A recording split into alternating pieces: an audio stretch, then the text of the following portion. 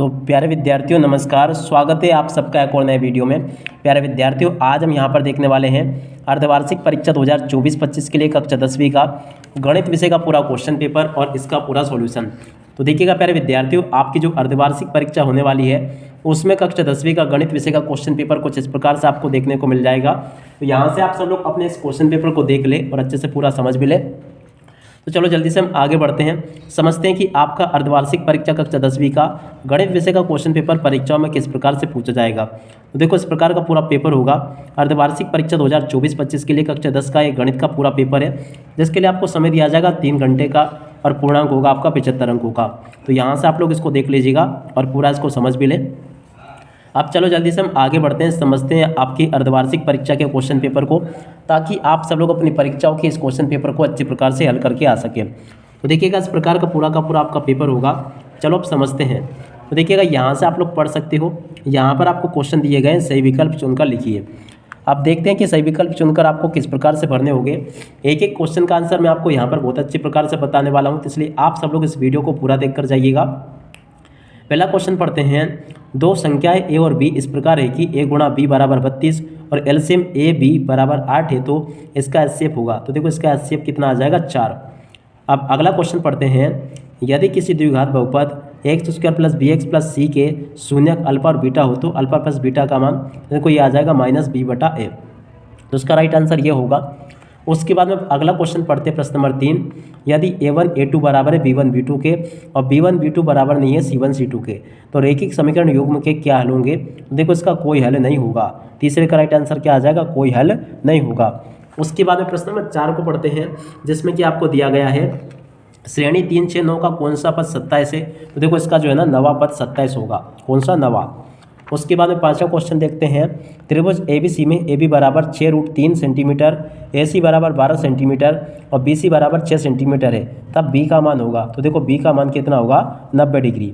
इस प्रकार से आप सब लोग इसको देख लें। उसके बाद में 6ठे नंबर का क्वेश्चन। दो बिंदुओं X Y और B के मान है B2 Y2 X2 और Y2 के बीच की दूरी आपको याद करनी है। तो देखिए अब सिंपली यहाँ पर आपको दूरी सूत्र लिख देना है, जो कि क्या होता है X2 और माइनस x1 का square plus y2 minus y1 का स्क्वायर, ठीक है ना। तो ए नंबर का इसका राइट आंसर आ जाएगा। अब इसके बाद में हम आगे बढ़ते हैं, प्रश्न नंबर 2 को देखते हैं। देखो प्रश्न नंबर 2 में आपसे इस प्रकार से रिक्त स्थानों की पूर्ति पूछी जाएगी। अब चलो समझते हैं रिक्त स्थान की पूर्ति किस प्रकार से आपसे पेपर में पूछी गई है। पहला क्वेश्चन, प्रत्येक भाज्य संख्या को अभाज्य संख्याओं के गुणनफल के रूप में व्यक्त किया जा सकता है। तो यहाँ पर आपको अभाज्य लिख देना है।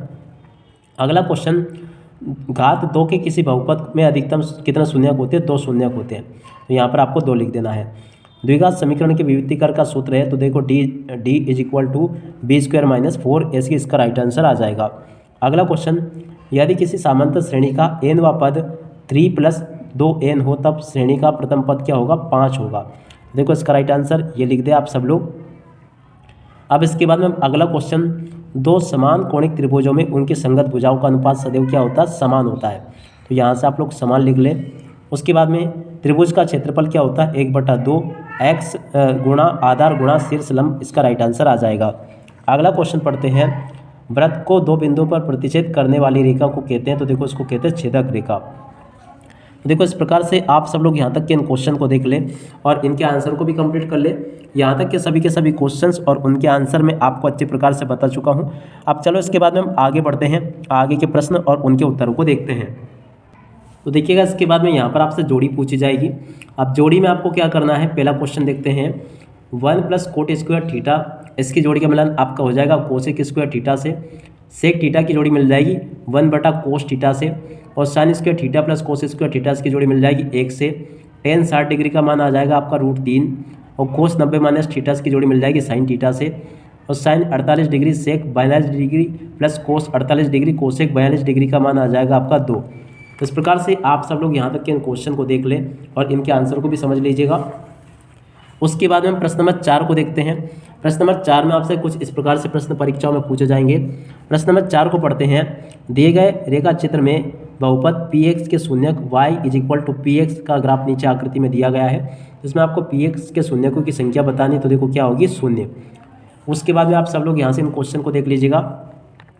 रैखिक समीकरण y बराबर mx + 3 में यदि y बराबर -2 और y बराबर 5 हो तो m का क्या मान होगा, तो देखो m का मान होगा आपका m बराबर -1। अगला क्वेश्चन, यदि किसी द्विघात समीकरण के विविधीकरण का मान धनात्मक हो तो उसका समीकरण के मूलों की प्रकृति कैसी होगी, तो देखो वास्तविक और असमान मूल होंगे।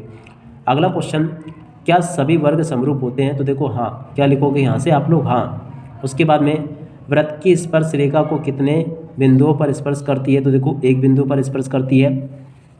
अगला क्वेश्चन, बिंदु 1, 4 और 3, 2 को मिलाने वाले रेखाखंड के मध्य बिंदु के निर्देशांक, तो देखो ये आ जाएंगे 2, 3। उसके बाद में अगला क्वेश्चन पढ़ते हैं, पाइथागोरस प्रमेय का कथन, तो देखो कर्ण का स्क्वायर बराबर लंब का स्क्वायर पर आधार का स्क्वायर, ये पाइथागोरस प्रमेय का कथन होगा।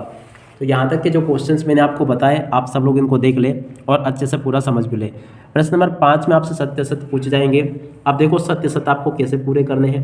पहला क्वेश्चन, दो धनात्मक पूर्णांक a और b दिए रहने पर ऐसी अद्वितीय पूर्ण संख्या q और r विद्यमान है कि a बराबर bq प्लस r, और ये तो देखो ये आपका सत्य हो जाएगा। अगला क्वेश्चन, दो चरों में एक रैखिक समीकरण के अनेक हल होते हैं, असत्य होगा। तीसरा क्वेश्चन, ये आपका प्यारे विद्यार्थियों देखिएगा क्या लिखा है, यदि किसी द्विघात समीकरण के विविधीकरण का मान 0 हो तो उसके मूल वास्तविक और समान होंगे, तो देखो ये भी आपका सत्य होगा। अगला क्वेश्चन, श्रेणी 2 - 2 और 2 - 2 का एक समांतर श्रेणी, तो देखो ये आपका असत्य हो जाएगा। स्पर्श बिंदु से होकर जाने वाली त्रिज्या स्पर्श रेखा के समांतर होती, तो देखो ये भी आपका असत्य हो जाएगा। किसी वृत्त के किसी व्यास के सिरों पर खींची गई स्पर्श रेखाएं समांतर होती, ये भी आपका सत्य होगा। तो देखो इस प्रकार से आप सबको मैंने यहाँ तक के क्वेश्चंस और उनके आंसर बता दिए। अब इसके बाद में हम इधर आ जाते हैं, आगे के आपके पेपर में जो क्वेश्चन पूछे गए हैं उनको देखते हैं और पूरा समझते हैं। तो देखिएगा प्रश्न नंबर 5 तक के क्वेश्चन अपन ने देख लिए थे। 5 के बाद में हम आगे बढ़ते हैं और आगे के प्रश्नों को देखते हैं। तो देखिएगा ये आपका प्रश्न नंबर 6 लिखा है, इस वाले क्वेश्चन को देख लीजिएगा। प्रश्न नंबर 6 का वाला ये दिया गया है, प्रश्न नंबर 7 को देख लें और ये सभी के सभी क्वेश्चंस आपको दिए गए हैं, तो आप सब लोग इस प्रकार से इन क्वेश्चन के आंसर को देख लीजिएगा। प्रश्न नंबर 12, 13 तक के क्वेश्चन ही मैंने आपको बता दिए। आप इसके बाद में इधर देखते हैं, तो देखो यहाँ से आप लोग इन क्वेश्चन को देख लीजिएगा। तो देखो ये प्रश्न नंबर 14 ये दिया गया है, उसके बाद में देखो प्रश्न नंबर 15, 16, 17 ये सभी के सभी क्वेश्चंस आपको यहाँ पर दिए गए हैं, तो आप सब लोग इनको देख लीजिएगा और पूरा प्रश्न नंबर 19 तक का समझ लें।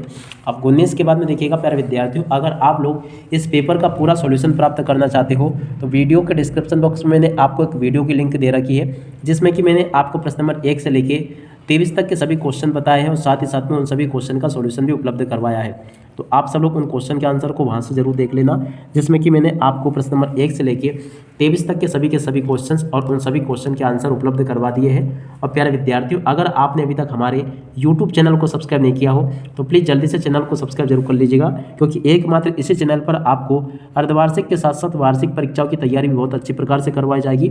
अब इसी के साथ में इस वीडियो को यहीं पर पूरा करते हैं। नमस्कार, जय हिंद, जय भारत।